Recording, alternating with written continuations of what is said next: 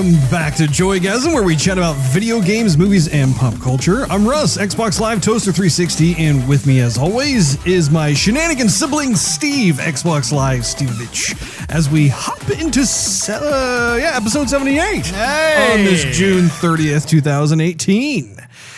So, in this particular episode, we are going to forego any kind of topic of the day, and instead we're going to focus on ketchup. Yes, and mustard. Yeah, exactly. We're going to catch up on some of the gaming news and movie news that have transpired over the past few weeks. Gaming news, we are going to focus on several interesting Overwatch headlines, which we haven't talked about in a spell, have we? A very long time.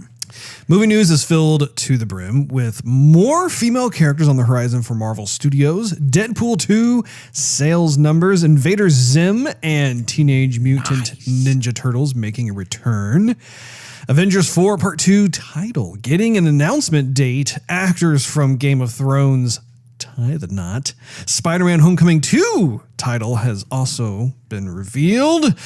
Movie Pass changes, Wonder Woman sequel information, and so much more. I just didn't want to have to list every single you shouldn't have to, Russ. You list them when the the section do you feel like I've whet the appetite enough for the movie section? Not enough, Russ, but... as critical as you are, I just really don't think I could ever satisfy you, Steve. Your appetite is just insatiable. My appetite's really wet. It's something. So what have you been up to? Well, Russ, like I said in the last podcast, I watched Phantom Thread. Again? No, I got it in the last episode. I said I was going to be watching it, and so I'm telling you this time, I watched it. Oh, Steve, my daughter is asleep, so please keep your decibels to a regular amount. I got to get some sound deadening in this room, Russ. I'll yell and scream all I want, you know? Yeah. All right, continue. Don't waste your time with it, Russ. With what? Phantom Thread. Back to the topic at hand. I see. Yeah, don't waste your time with your daughter, Russ. Okay. Yeah. I thought you meant don't waste your time patting this room. I'm like, where are we? What are we talking about? Oh boy. So yeah, no, I'm not a fan. Not a fan. I think the Academy is got to get their act together. The Academy has needed to get their act together for quite some time. The acting was decent, and the cinematography, I guess, was okay. But beyond that, it's a very British soap opera-y kind of movie. Mm-hmm. It was boring, Russ. Boring? I don't really know who I'd recommend it to. I mean, I guess maybe it would be I don't even think it's a chick flick. You know what I'm saying? Is it an artsy-fartsy film? Maybe. Not really. I mean, what was the last movie we watched? It was The Shape of Water. That was more artsy-fartsy than this movie. Okay. But so we've watched two movies that were critically acclaimed, getting awards, nominated for this, nominated for that, high praise, and we watch them and they're like, what's going on here? What are you doing? What are you doing? Okay? What are you doing? What is happening here?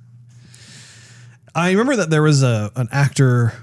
What was the main actor's name in that movie? I don't know. You don't know. You sold the movie. I don't know. And you don't know. I don't know. Okay, go. I'm just going to have to IMDb it. Why don't you just IMDb it, Russ? The name actually escapes me. Do that. I'll tell you that I downloaded a demo. Daniel Day-Lewis. So you were not impressed with him? I said the acting was decent, but I mean, beyond that, it was whatever. Daniel Day-Lewis is actually one of my favorite actors. Well, that's great, Russ. Maybe you'd enjoy it. I don't know.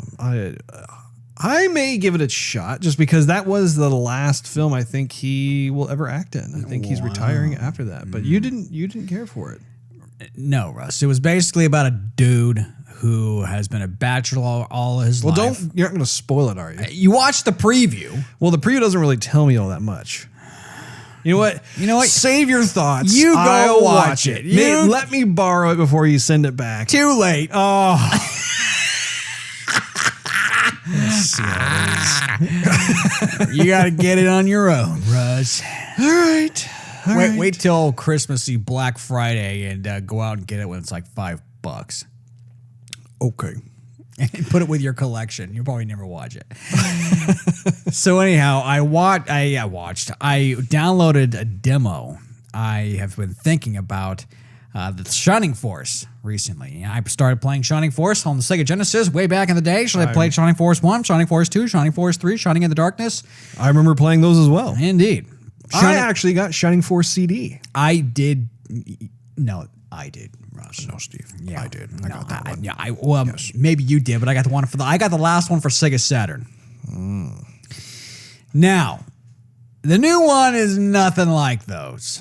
And some folks will appreciate it. Some folks like me won't appreciate it because really, I like the turn-based style combat where it's like, okay, it's enemy's turn and now it's your turn and now you do this, and there's these little animated battle sequences. I love all that stuff. Now it's more like an action RPG. Do you still have like a team of characters? Or You have just like one 4 person? people.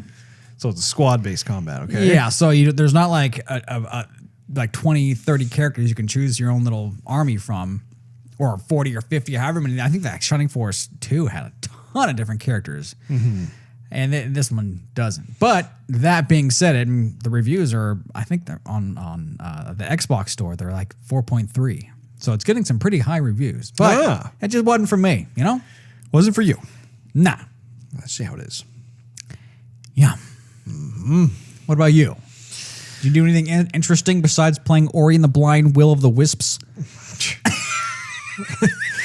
So what Steve is referring to is that I beat Ori and the Blind Forest, which I have been meaning to do for quite some time. I actually took a break from playing that game just because the difficulty just got ratcheted up. And if any of you out there who have played the game will know exactly what I'm talking about, where at first you're just kind of gallivanting through the different places. You're in awe of the graphic splendor of the game and just the emotional music being played. And there are certain parts that all of a sudden the difficulty just gets higher, and they introduce certain types of abilities that Ori is able to do, which is very similar to Metroid, I gotta say. So that there are certain parts where you'll be running through and you're thinking, how on earth do I get that one thing? And then you realize, I can return to that same area at any point. And if I have different unlocked abilities, then I can see if I can try and achieve getting said item. So after taking a Ori hiatus, I was actually intrigued to go back in after seeing the Will of the Wisps trailer with you during E3. So I was thinking, man, I've got to finish this game before the sequel comes out. So jumped back in, and actually the part that had me stumped for a long time, I was actually able to just get right through. It's amazing what happens when you take a break. Sometimes you just gotta step away, put the disc down, or in this case, the digital download, and come back to it later, and all of a sudden, it doesn't seem like it's a roadblock anymore. Russ, it's always good to smell the roses. As you're walking by, take a break, listen to the birds sing, maybe get stung by a bee. No, I don't want to get stung by a bee. But what a great game, though. Did you ever play the game? Russ, I think whenever this comes up, you always ask me. I always say no. Steve, it's time we turn that no into a yes. It's time we turn that frown upside down. You need to give it a shot, at least on my system, to see what you think. But you've seen me play it a little bit. And I remember you commenting on how awesome you thought the graphics were. Well, Russ, games are made of more than great graphics. They are. Indeed. Thank you for enlightening me on that.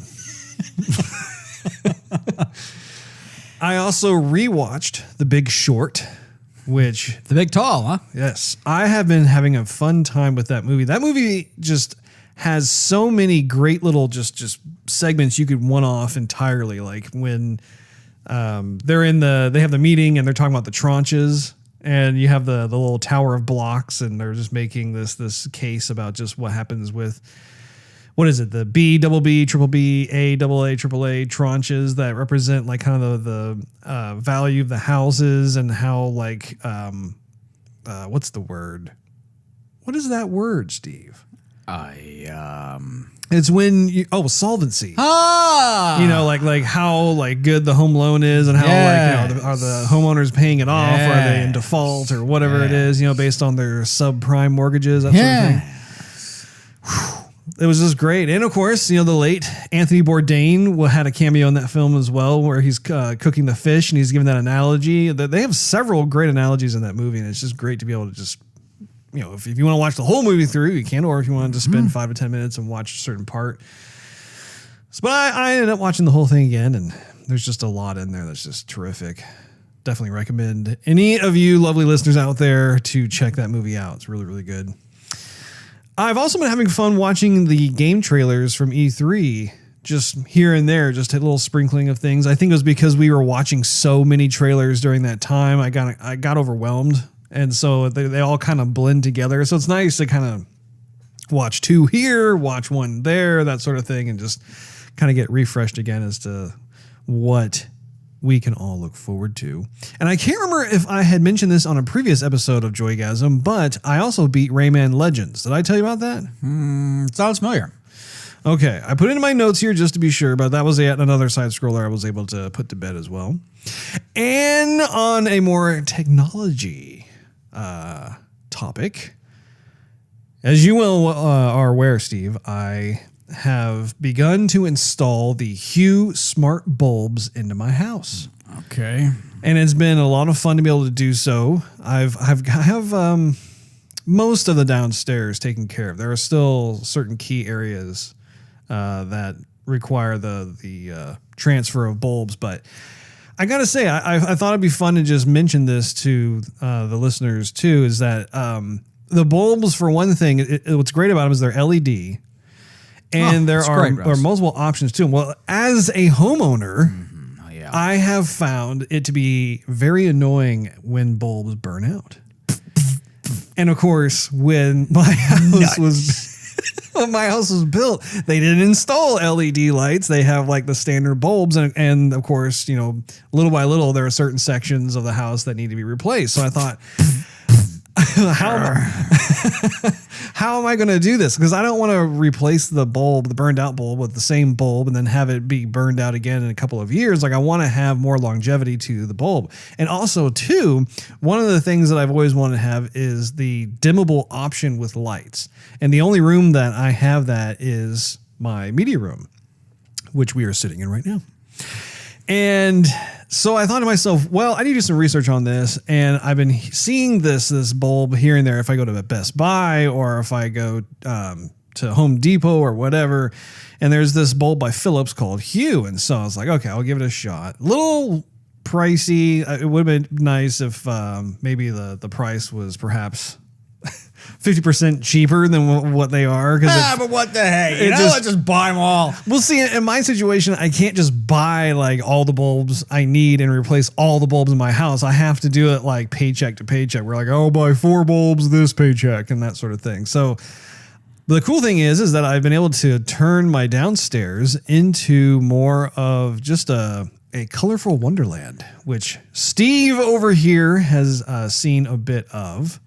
And it's just a lot of fun. It's great to be able to have control using your cell phone to be able to just control how dim or how bright you want the lights to be, which sections of lights you want to have turned on or off without having to get up out of your recliner or your couch and have to flip switch. It's so fantastic, Russ. It really is. And the fact that you can also change the colors of the bulbs is also just a really neat thing as well, where like instead of having to go and agonize over like which bulbs do you want to get and what color and that sort of thing. What is it, Steve? You look like you're smiling like Ray Charles over there. For all of our homeowner listeners, here's our light bulb section. Hey, this is a technology-oriented You can change the colors from your phone. You get this thing, it's called an app. Man. Okay, so what's really cool about it is that originally the bulbs were just white, right? Like you could have like a warmer bulb versus a cooler bulb. And now they've made it so that it combines them into 2 things where you can either have the warm or the cooler fade option within the app, or you can change it to whatever kind of color you want. That's a huge deal in terms of a bulb that lasts about 20 to 23 years. And you get to have creative control over how you want the bulbs to be. So anyway, I won't go into too much detail. Other Like than you already did. Oh, okay. You're just jealous because you don't have them. But I thought it would be worth mentioning just because that is something that I'm going to have a lot of fun with in terms of completing the house in that regard. And also like when we're playing games and stuff, be able to like have like a cool thematic lighting and color, little mood lighting in there, play a little Sea of Thieves, get a little aqua color going, Not to mention the fact that you can animate the lights as well, have them kind of pulse around and stuff. Anyway, that's all I'm going to say about it for now. For now. For now, to be continued. Yeah. Until I think of something else.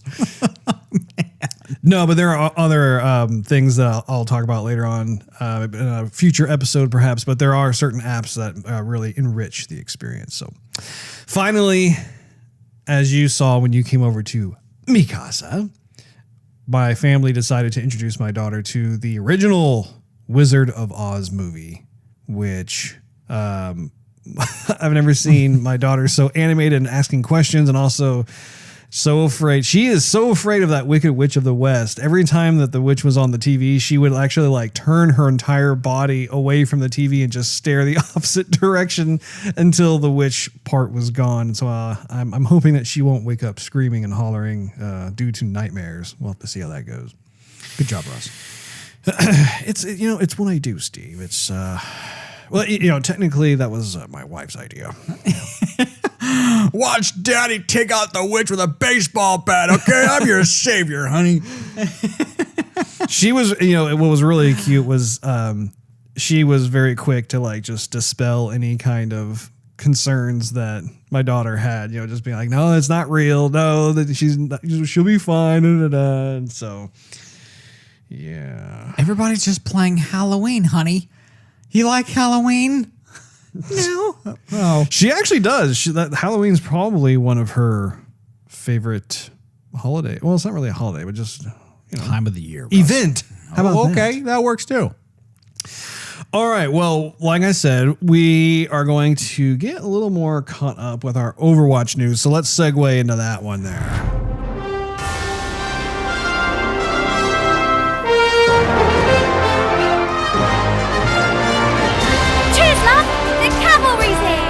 Winston reporting.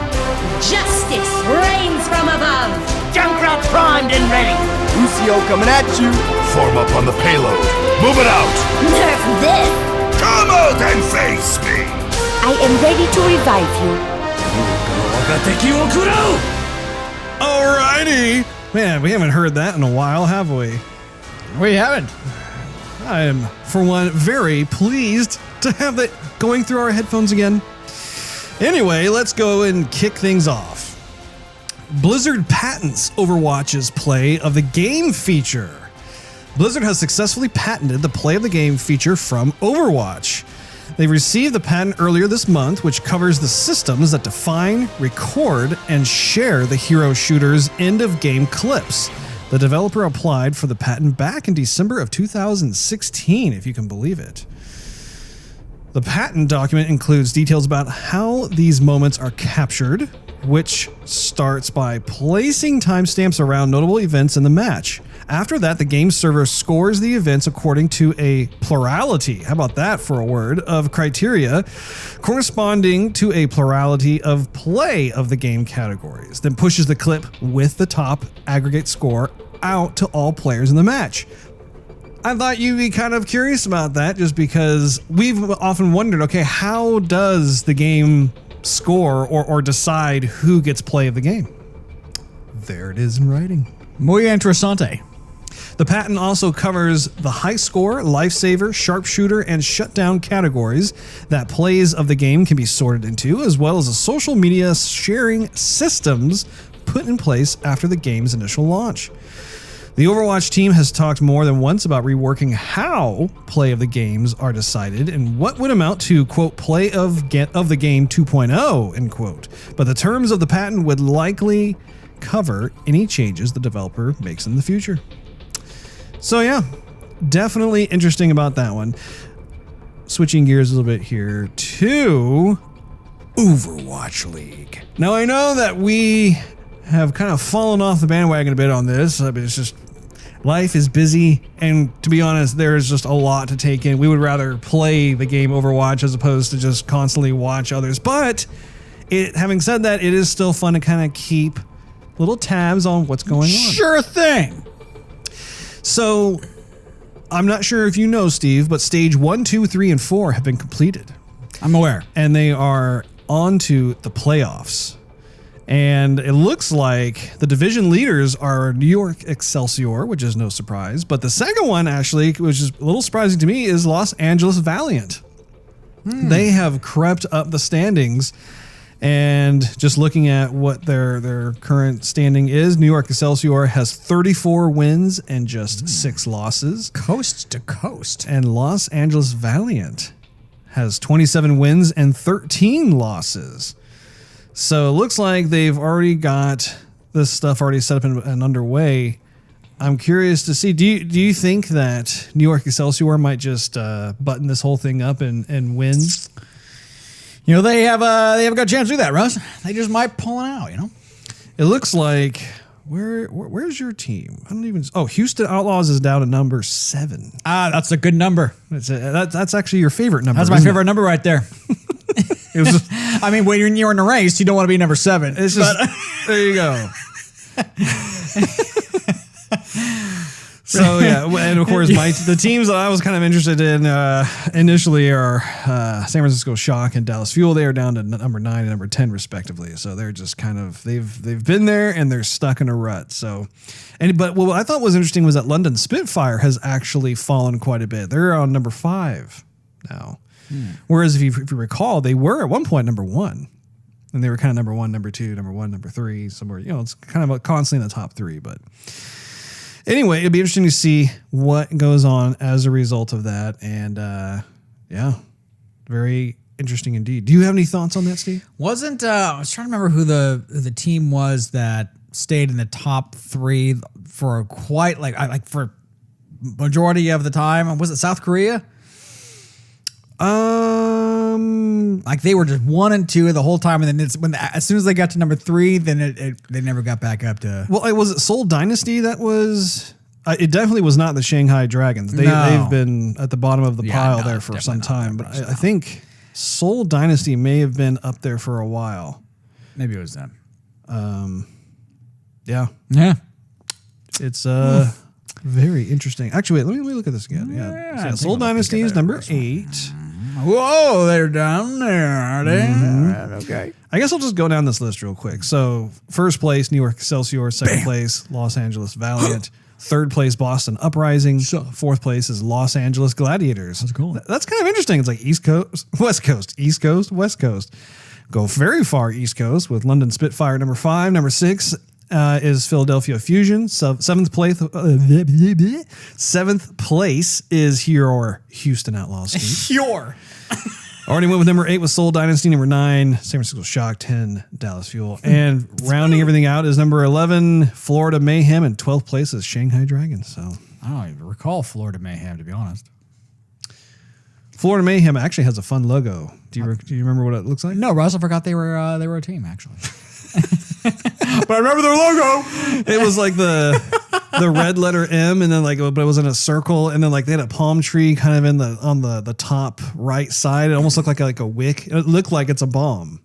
It's pretty fun. You're just saying that because you're looking at it right now on the computer screen. Actually, a coworker at work really likes their logo. That is his favorite logo, and so every time the subject of Overwatch League gets brought up, he makes a comment about it and he brings it up on his computer. So actually, it's kind of funny that you say that because I actually have seen quite a bit of it. Hey guys, gather around one more time. I'm going to talk about this. Just making sure everyone knows the logo. Oh, okay. So the final story that we have regarding Overwatch news is the fact that Overwatch hero number 28 has been revealed. Do you know anything about this, Steve? I've been seeing something on YouTube about a hamster-looking thing. That's right. The name is Wrecking Ball. Just like the song? I'm sure that there will be plenty of that jargon going around. Did he come in like a wrecking ball, Russ? He does, very much so. But the hamster's name is Hammond, which I think is cool. Hammond the Hamster. All right, so Hammond is a hamster that rides in a futuristic armored ball. His abilities include quad cannons, which are automatic assault weapons, of course. He has a roll, which transforms into a ball and increases maximum movement speed. He has a grappling claw, which you can launch a grappling claw to rapidly swing around the arena. I have seen this. That looks really fun. Like you could literally, like if you are rolling around, you shoot out. It's kind of like what Black Widow has, or Widowmaker, excuse me. Yeah, black something. Widow something. Widow, I don't know. But same kind of gameplay mechanic where he can shoot out this cable and then all of a sudden he literally becomes a wrecking ball. And if you have enough inertia, then I think you can really damage opponents if they collide with you in the space. But what's cool about it is that it's not limited to just, oh, here's like an archway and I can just swing like that. I was watching players where like they would intentionally almost like roll off the side of the map where they would die, shoot that thing out, and then allow them to like swing around the outside of the map and come up really high and then shoot. It's almost like Spider-Man in a way, if you think of it that way. But I think that that's going to really change up some of the strategies of how you go about just playing offense and defense. Or knocking people off the map. Yeah, very much. Yeah, it looks really, really cool. There you go. Also, he has adaptive shield, which it creates a temporary personal shield. The amount increases with more enemies nearby, which I thought was kind of interesting. It's kind of odd. Yeah, I'd have to play him to really understand how that works. But he has pile driver, which is kind of similar to Doomfist in the sense that he can slam into the ground below to damage and launch enemies upwards. So it's like, he's in the ball and it goes, and just boom, hits everybody. And his ultimate is interesting. It's a minefield. And so it's almost like a cousin of Junkrat in the sense that you're still a rolling ball. And so you're rolling around, but you're dropping all these mines. And what's interesting is that like if you, let's say for instance, you jump off like a higher ledge or something and you release it, then all these mines just start kind of cascading everywhere. I think that can offer some pretty interesting opportunities in terms of whether or not you're trying to have area denial, like if you're trying to defend like the payload or whatever it is, or if you're doing King of the Hill style. I don't know. I think that could be a pretty potentially good defensive ultimate. I can't really think of something that would be in more of the offense nature. I mean, can you think of what you could do with that? Unless everybody is all crammed around the payload, or you have one area. You know how when you play, sometimes everyone just starts fighting in one big mosh pit. Yeah, and then at that point. Now, of course, we do have a reveal trailer here, Steve. Oh.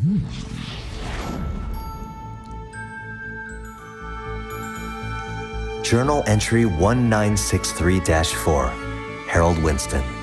Status update on Specimen 8.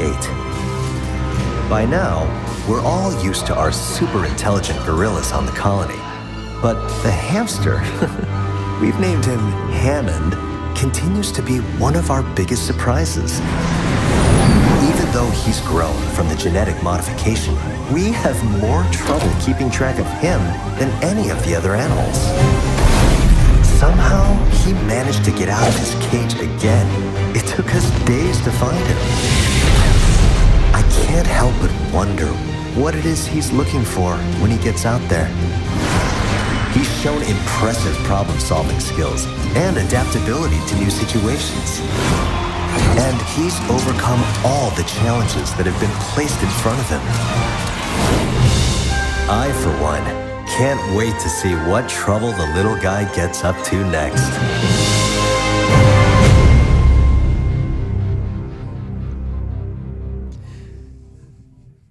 So definitely pretty cool. One of the things I also really dig about this particular character is it introduces another animal character to the roster. If you think about it, like only Winston is the lone animal, so to speak, in the entire roster. And I feel like Overwatch is this type of world that you can add kind of more of those fantastical creature characters to, and it would still be fine. You can even have kind of more humanoid-esque characters that perhaps are kind of part creature, part human, that sort of thing. That'd be pretty fun.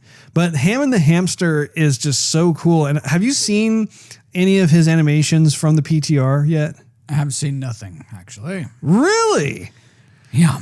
So when you get a chance, had I known that, I would have queued some stuff up for you. But the dude, he's just like this adorable little guy. Like he comes up and his ears are all wobbly and stuff. And in the first person perspective, you can see these little hamster hands as he's like controlling the levers and gears and stuff. And these huge cannons come out. I believe he's in the tank class, which is interesting because he's actually a pretty quick tank. If you think about it, I mean, when he goes into that rolling, he can't shoot when he's in the rolling position, but you can really cover some ground rather quickly. And when he goes into more attack mode, it's cool because he has these little crab legs that come out from the ball. The whole character design is extremely just well done. I love how creative they got with this, where they actually thought about how these legs and the cannons all fit within inside the sphere. So you'll only have certain parts of the sphere like open up and you see these cannons come out like this, or the legs will come out of different compartments altogether, and then he's kind of moving around. I mean, it's a really neat approach to just character direction overall. I think it's going to be a lot of fun. And of course, it goes without saying, once he gets released onto all the platforms, that everybody's going to be selecting him as fast as possible. So he will be probably unplayable for the first month. But I mean, I still haven't even had a chance to really get into Brigitte. Have you played much with her? Not at all. I mean, I went on and did some training with her, but I couldn't, I don't know. Maybe I just need to do a little bit more, but I'm not used to all the close-up combat, so. And and actually that's what's interesting too, is that you like Reinhardt quite a bit, which is more close-up encounters, it's more of that close combat. Yeah, but at the same time, Reinhardt has the wider shield, and he can get from one place to the other rather quickly. Mm-hmm. And 3 swings with his hammer, and the person's pretty much done. Or a lot of people are done. I mean, it's a pretty wide swing. It's a pretty much one-on-one. If you can single somebody out, then that person's pretty much toast because she can stun them. Yeah. But I just haven't been able to. We're going to need to jump back in. I feel like we've given quite a bit of a pause to playing Overwatch, and I think it's about time to get back in there. And plus, there are a couple of new levels that I've only played maybe one time, so it's I don't know. I think it's time, Steve. I think it's time to jump back in there.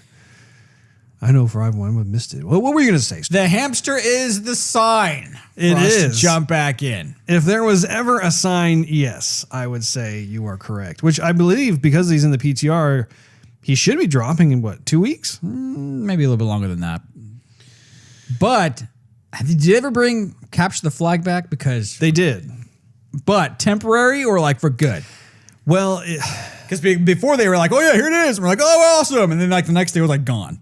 Yeah, I do believe that they are still on this rotation with the different game types. I really don't understand why they're doing that. In fact, I would hope that Jeff Kaplan and company would revisit that and just maybe update the dashboard, the main menu screen, so that way you can just pick and choose what you want to play, which game type you want to play. Because I am really bewildered over that. I don't really understand why they're doing it the way that they're doing it, because you clearly have people who are fans of quick play versus fans of Capture the Flag versus fans of free for all or deathmatch.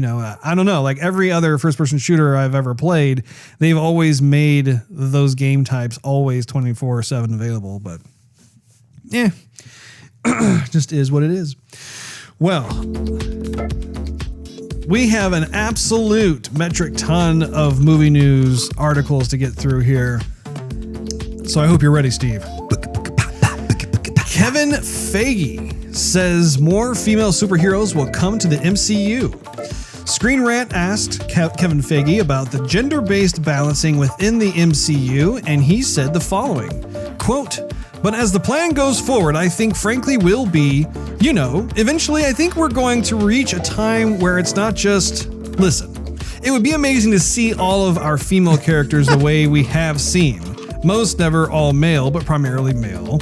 I think we're getting to the point soon where we have so many great female characters that those are just our heroes as opposed to when they are all female, all male. It's just the Marvel heroes, more than half of which will be women," end quote. So you can see his train of thought kind of going through that, but it definitely sounds like you're going to have more female superheroes coming to the forefront, which is just dandy in my opinion. Bring them on. Deadpool 2 becomes third highest grossing R-rated movie.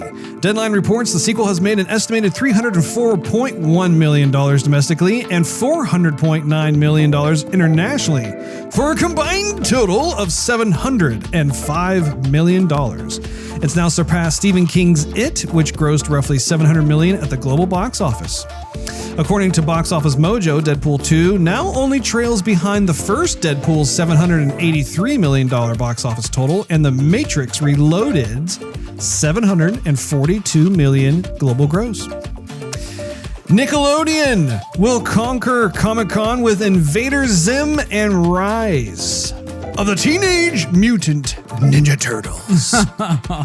IGN reports Nickelodeon will host panels for 2 of its upcoming revivals at the con. On Thursday, July 19th, get a first look at the latest iteration of the TMNT franchise, Rise of the Teenage Mutant Ninja Turtles, which is going to be 1:45 p.m. to 2:45 p.m. in Room 6A.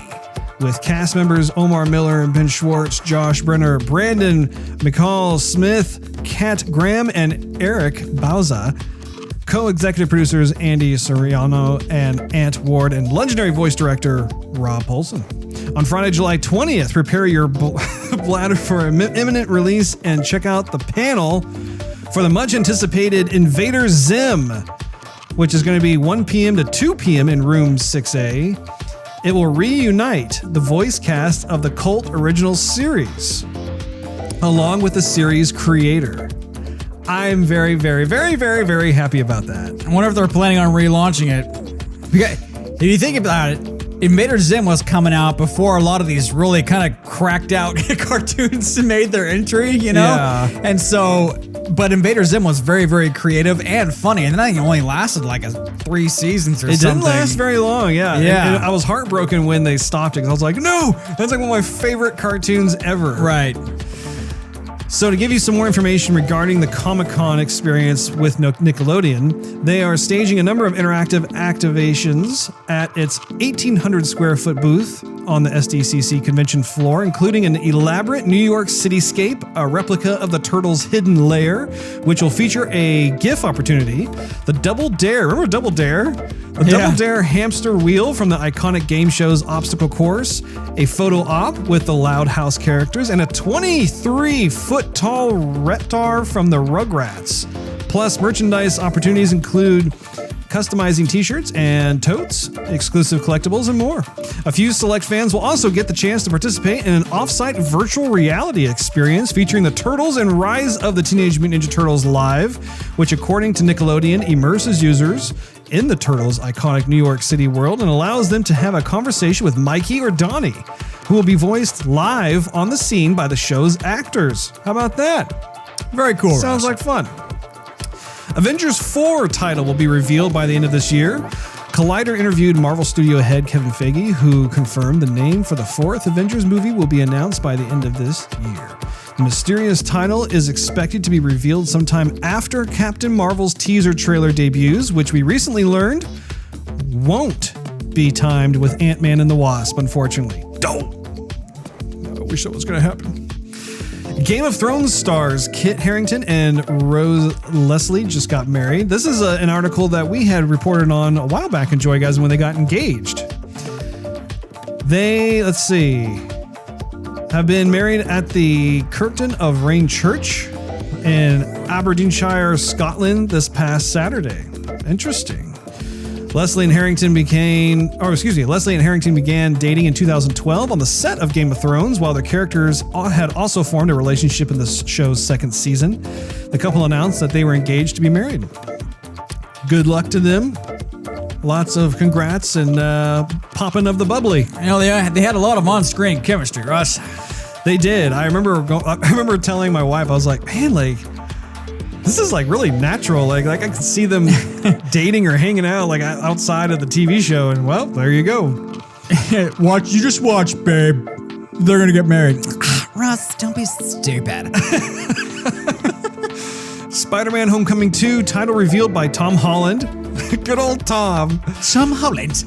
Adam Bankhurst reports in an Instagram post from Ace Seattle Comic-Con, Tom apologized to his fans that there will be no real revelations about Spider-Man 2, but mentioned he did just get the new script and it's going to be great. However, when he mentioned the script, he held up an iPad with an image that reveals the Spider-Man Far From Home title. Besides now knowing the title of the upcoming Spider-Man film, it was reported that Jake Gyllenhaal may be portraying the villain Mysterio. Michael Keaton's Vulture may be returning as well. Marvel Studios president Kevin Feige also confirmed that Spider-Man Far From Home will take place around the globe and will be the official start of Phase 4 of the Marvel Cinematic Universe. Spider-Man Far From Home will be released just 2 months after the 4th Avengers film, and we'll see Spider-Man returning to a quote-unquote normal life after the catastrophic events and conclusion, after the catastrophic events and conclusion of Avengers 4. So clearly he comes back from the dust. Spoiler! Yeah. See, I knew that. Anyway. MoviePass to introduce price surging for select films. Okay, I have a bit of a bone to pick with this. Starting in July, MoviePass will start charging subscribers surge pricing for specific popular movie titles, or what CEO Mitch Lowe calls, quote, high demand, unquote, pricing. Business Insider reports. This news comes one day after AMC announced the launch of their movie ticket subscription service. The charge will affect those who have a monthly MoviePass subscription opposed to an annual membership, and those members will have to pay $2 or more for certain titles and showtimes that are for a more popular demand, such as opening weekends, of course. Right, yeah. There's a quote here. It says, at certain times for certain films on opening weekend, there could be an additional charge for films, Lowe told Business Insider. MoviePass also announced its plan for 2 new feature additions to its members by the end of August, including a Bring a Friend option that gives a subscriber the opportunity to purchase a ticket around retail price through the app, so that users can choose seats next to one another for assigned theater seating. That's not bad. I like that. I thought something like this might happen because within the first couple of weeks, when a new film comes out, the theater hardly makes any money. And so if they give people a pass and say, oh, you just pay a subscription and, you're good to go, then Hollywood's going to say, well, what about your fully charged movie ticket prices? That's where we make our money. And theaters are going, we found a way out of it. And so the theaters are going to go, we'll just charge you more then. So, well, in movie theaters, normally they make the bulk of their money through the refreshments. It's right, like the whole like candy, drinks, like the upcharge on those. $50 for a Coke, right? Yeah, $50 for a Coke. The other new feature is the option for members to see a movie in IMAX or Real 3D at a premium price. Currently, MoviePass subscribers are only able to see 2D movies. Lowe said the average additional price would be between $2 and $6. My thing is, I don't like this constant shifting and changing of rules and regulations. The thing that drew me to become a MoviePass subscriber was the fact that it was easy to walk up to a theater, just check in, swipe the card, and not think about it. But they keep adding all these other steps and like disclaimers and whatnot. Like there was another change where now once you get your ticket, you have to take a picture of your movie ticket and send it to MoviePass using the MoviePass app. If you don't do that, then your whole subscription gets canceled. I mean, I'm like, okay, so that's another step I gotta think about. Again, not a huge deal, but once again, we're adding stuff to it. And of course, everyone wants to be able to use their MoviePass for IMAX screens or 3D screenings, and they're like, oh, well, there's going to be like an upcharge to that. I think that they just need to come up with a better price point because right now it's $10 a month.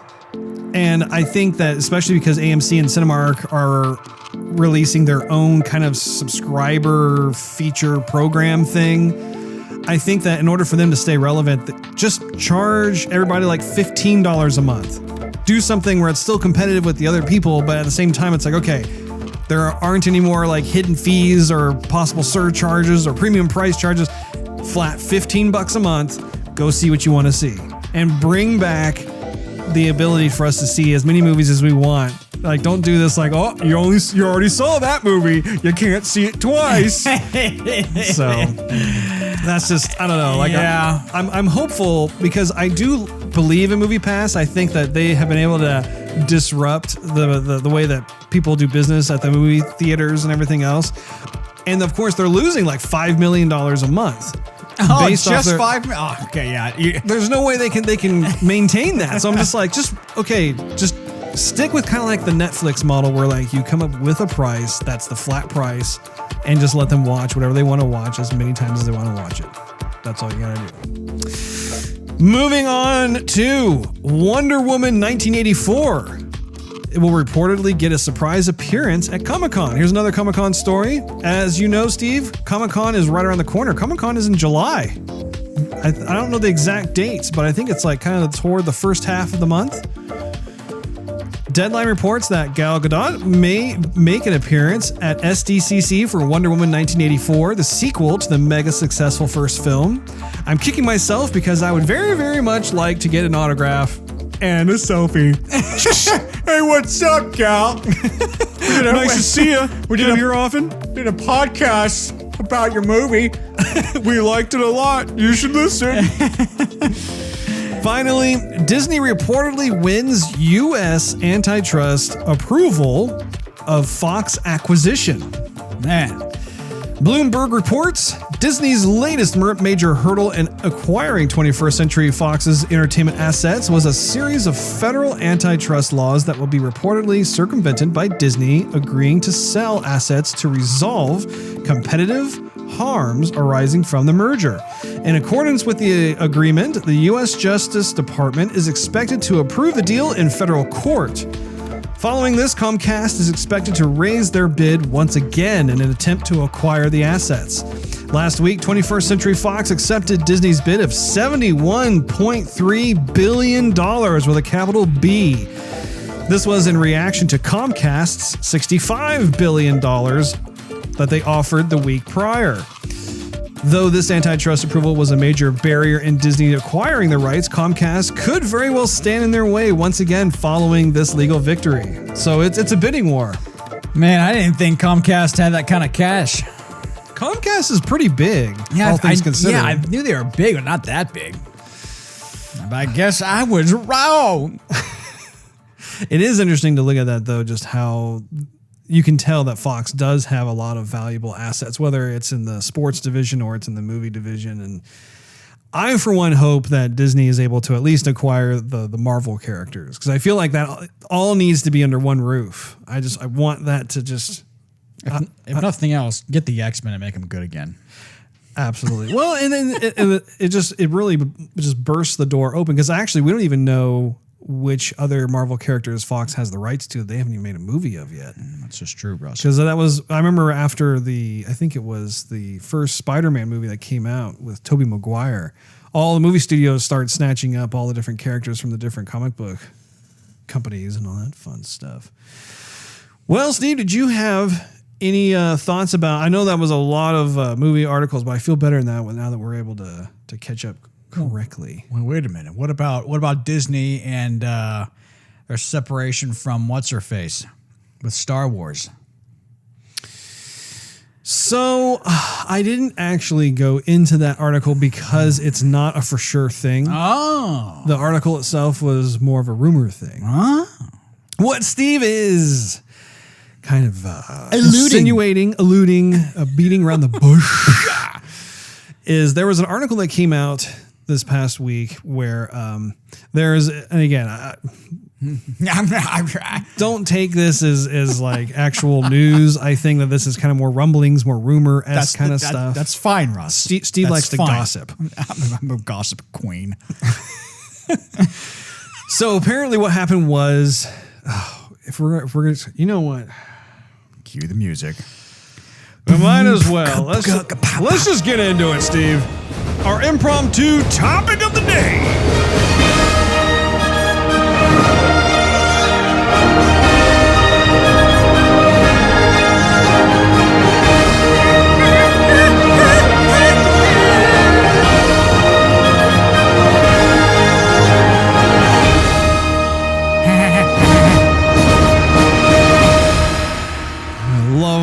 That song. My ears are ringing. As well they should. If they're not ringing, then you're not doing something right. Man. This is actually quite fun, Steve. I had no plans to do a topic of the day for this episode, but you have changed that. So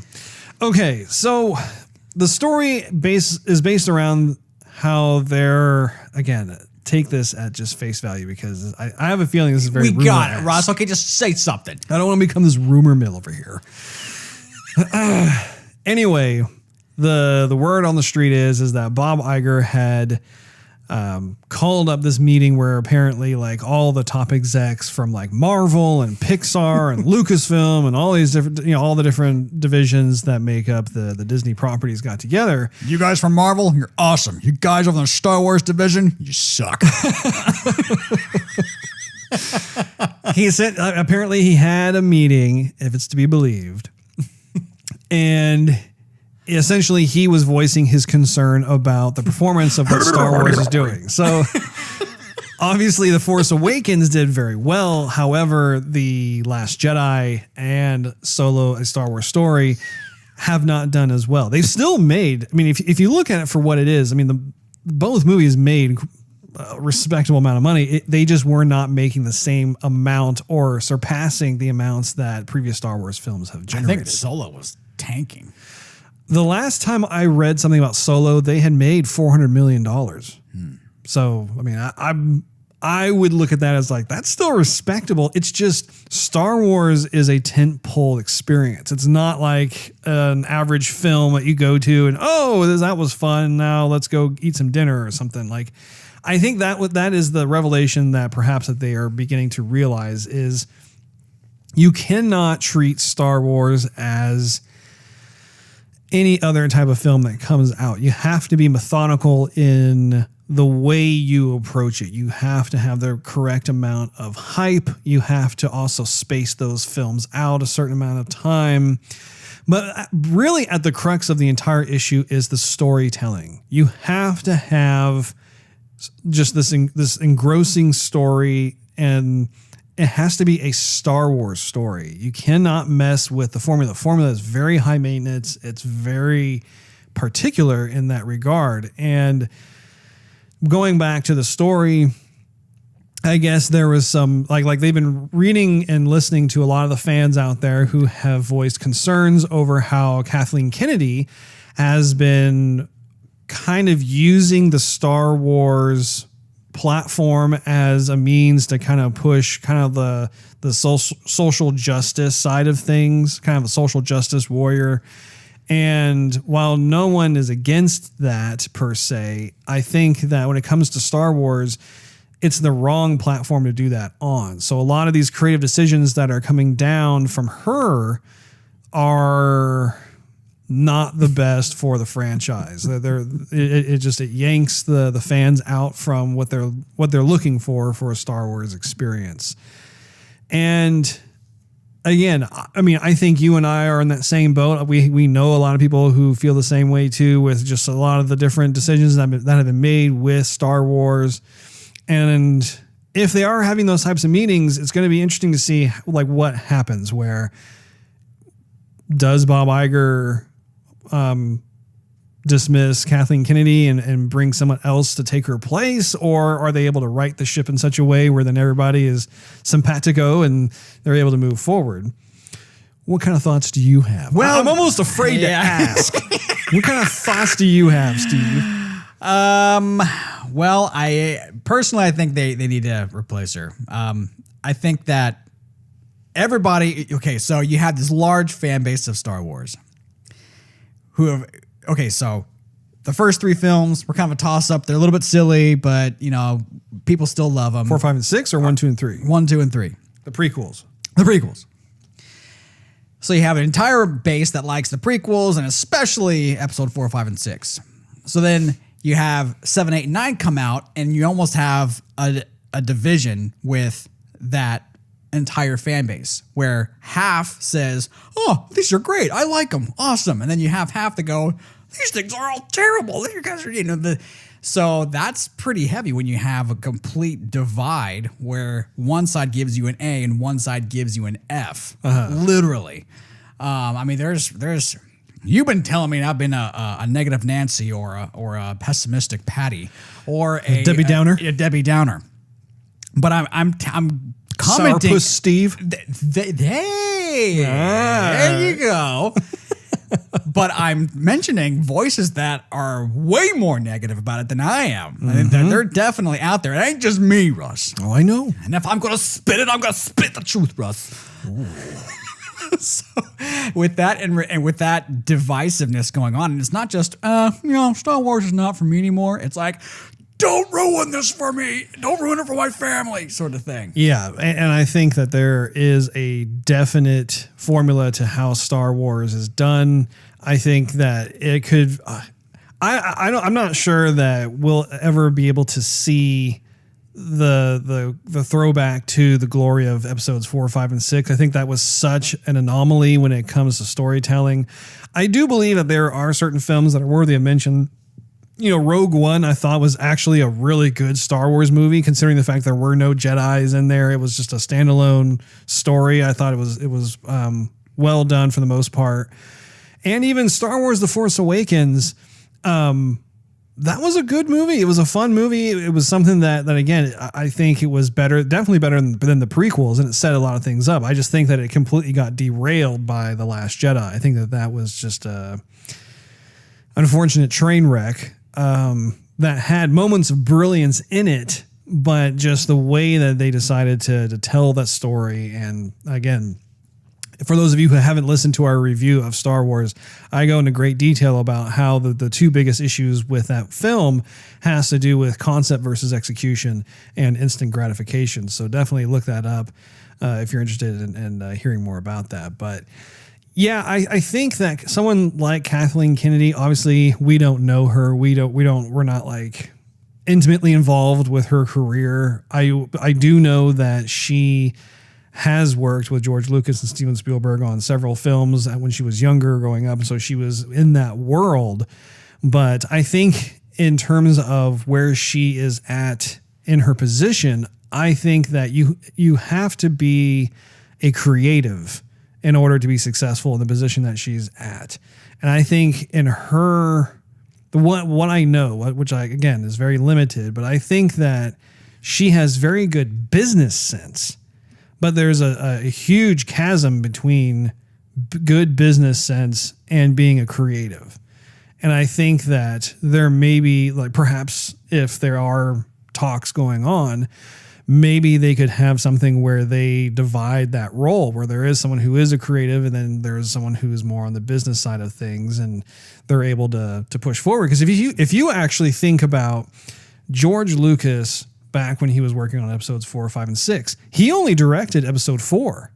There were directors for episodes 5 and 6, and he took on more of an executive producer role because he was getting his Industrial Light and Magic off the ground. He was getting his Skywalker sound off the ground.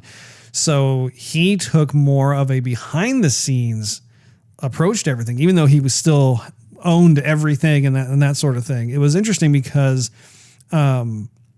he was getting much more involved with just running a business side of things. And then these directors that were hired on, by and large, I mean, they handled more of the acting, more of the storytelling, that sort of thing. And of course, they also had the script writers and the editors and that sort of thing. And they all played a very important role as well. So yeah, that's kind of it in a nutshell. Did I forget to mention anything from that story? No, not at all. I think blendering off from what you just said. Oh my! finger, got a splinter.